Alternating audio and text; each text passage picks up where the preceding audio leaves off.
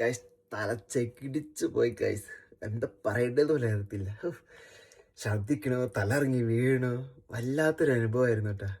ജർമ്മനിയിൽ ഹൗസ് ബിൽഡിങ്ങിൻ്റെ ഇടയ്ക്കൊക്കെ നമുക്ക് മന്ത്ലി വൺസ് അല്ലെങ്കിൽ മന്ത്ലി 2 ടൈമൊക്കെ ഓരോ പ്രോഗ്രാംസ് ഒക്കെ ഉണ്ടാവാറുണ്ട്. അല്ലെങ്കിൽ പിന്നെ ഹൗസ് ഫ്ലൂഗ് എന്നൊക്കെ പറഞ്ഞിട്ടുണ്ടാവാറുണ്ട്, ക്ലാസ് ട്രാവലൊക്കെ. അപ്പം ഞങ്ങൾക്ക് ഇന്ന് എന്താണ് ഇവിടുത്തെ ജർമ്മനിൽ തന്നെ ഏറ്റവും ഫേമസ് ആയിട്ടുള്ള അനാട്ടമി യൂണിവേഴ്സിറ്റിയിൽ ഒരു 1 ഡേ പ്രോഗ്രാം ഉണ്ടായിരുന്നു. അതായത് ഞങ്ങളുടെ തന്നെ LMന്റെ കീഴിലുള്ള ഇവിടുത്തെ ഡോക്ടേഴ്സൊക്കെ പഠിക്കുന്നത്, അതായത് മെഡിസിൻ പഠിക്കുന്നിടത്ത് ഞങ്ങൾക്ക് 1 ഡേ പ്രോഗ്രാം അവരുടെ അനാട്ടമി ലാബിൽ. അയ്യോ, ഓർമ്മിപ്പിക്കരുത്, ഭയങ്കര എക്സ്പീരിയൻസ് ആയിരുന്നു കേട്ടോ. ഞങ്ങൾക്ക് ഗ്രൂപ്പായിട്ട് തിരിച്ച് നമുക്കൊരു ബോഡി കിട്ടി. അപ്പോൾ ഞങ്ങൾക്ക് കിട്ടിയത് 2021 മരിച്ച ഒരു അപ്പച്ചൻ്റെ ബോഡിനെ കുറിച്ച് പറയുകയാണെങ്കിൽ ആദ്യം തന്നെ, അതായത് ഇങ്ങനെ കവറിലാക്കി വെച്ചേക്കാണല്ലോ, കവർ തുറക്കുമ്പോൾ തന്നെ എന്താണ് ഫോർമാലിൽ കുളിപ്പിച്ചിരുന്ന ബോഡിയാണ്. ഒരാളവിടെ അപ്പോഴേക്കും ഛർദ്ദിക്കാൻ വരുന്നു സൈലന്റ് ആയിട്ട്. നമ്മള് ഇവിടുന്ന് ഒരു സാധനം ഇങ്ങനെ വന്നു, പിന്നെ പുറത്തോട്ട് വന്നില്ല എന്ന് പറയാം.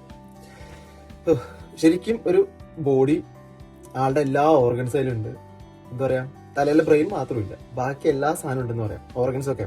എന്നിട്ട് ശരിക്കും ഞങ്ങൾക്ക് ഒരാൾ കാണിച്ചു തരാണ്. അവിടെ തന്നെ പ്രൊഫസർ നമുക്ക് ഓരോ ഓർഗൻസ് എടുത്ത് കയ്യിലോട്ട് തരാണ്. ഇതാണ് ഇങ്ങനെയാണ് സംഭവം, ഇതാണ് ലിവർ, ഇതാണ് കിഡ്നി. കാലൊക്കെ ഇങ്ങനെ എടുത്തിട്ട് കാണിക്കുകയാണ്. കാലിലെ ഓരോ ഞരമ്പ് നമുക്ക് എടുത്ത് കാണാം, മസിൽസ്. ഇപ്പൊ കൈയുടെ പൊസിഷൻ തന്നെ എടുക്കുകയാണെങ്കിൽ ഇവിടെ തന്നെ ഓരോ മസിൽസ് ഉണ്ടല്ല, ഏത് മസിൽ വലിച്ചാണ് കൈ ഇങ്ങനെ മടക്കുക, തിരിച്ച് വരാം, അതൊക്കെ നമ്മളെ ഡെഡ് ബോഡിയിൽ വലിച്ച് കളിച്ചുകൊണ്ടിരിക്കുക. അയ്യോ, വല്ലാത്തൊരു എക്സ്പീരിയൻസ് ആട്ടാ. നാട്ടിൽ ഇതുപോലെ നഴ്സുമാർക്ക് ഉണ്ടോ എന്ന് എനിക്കറിയത്തില്ല, പക്ഷെ ജർമ്മനിയിൽ നഴ്സിംഗ് ചെയ്യുമ്പോൾ നമുക്ക് ഇതുപോലെ നല്ലൊരു എക്സ്പീരിയൻസ് കിട്ടും. പോസ്റ്റ്മോർട്ടം കാണാനും ഇതുപോലെ പല പ്രോഗ്രാമിന് പോകാനും.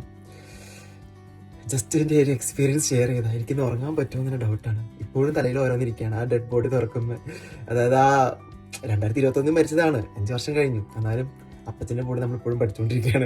ഇവിടെ എന്താണ് ടോപ്പ് സ്പെൻഡ് എന്ന് പറയും. ഇവിടെ എന്തെങ്കിലും ഇവർ മരിച്ചു കഴിയുമ്പോൾ ബോഡി ഡൊണേറ്റ് ചെയ്യും സ്റ്റുഡൻസിന് പഠിക്കാൻ. നാട്ടിലുണ്ടല്ല അതേ സംബന്ധം, നമുക്കും പഠിക്കാൻ കിട്ടും ആ ബോഡി. അങ്ങനെ നിങ്ങൾക്ക് ഇതുപോലെ നല്ല എക്സ്പീരിയൻസ് ഒക്കെ ഉണ്ടായിട്ടുണ്ടോ?